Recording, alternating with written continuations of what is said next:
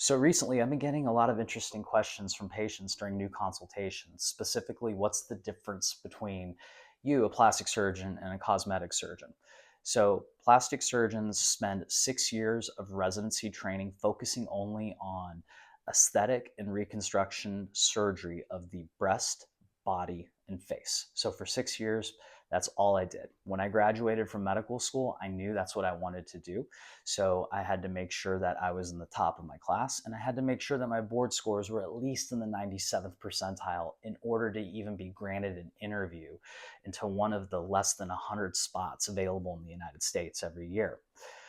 After I graduated, I pretty much just focused on doing those things. And so it takes 2 years to get your board certification. So I basically had to collect cases for a year and a half period. And then I had to go to our board exam, which is a 2 day process where they evaluate every case that you did over 2 years that you submitted to them, as well as being questioned as to why you did what you did. And you have to defend that. Afterwards, they actually throw hypothetical cases. So we get to see everything, the full breadth and focus of plastic surgery, whether that's cleft lip and cleft palate repair, whether that is breast augmentation, whether that's tummy tucks or reconstructive microsurgical breast surgery. So all those questions I had to pass.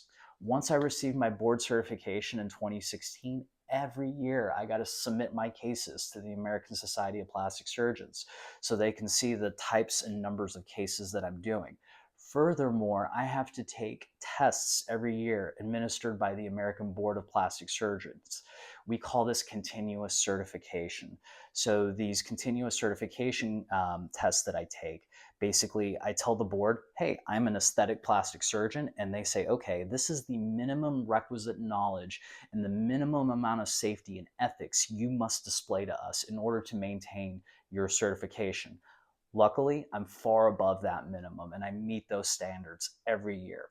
And so that way, I have oversight by a medical board that was established in 1937 to make sure that patient safety, surgeon ethics, and good outcomes are at the forefront of my practice. So when you ask me what's the difference between a plastic surgeon and a cosmetic surgeon, it's one, oversight by an independent third party whose existence is only there to maintain patient safety and high outcomes. And I am so proud to be a board certified plastic surgeon.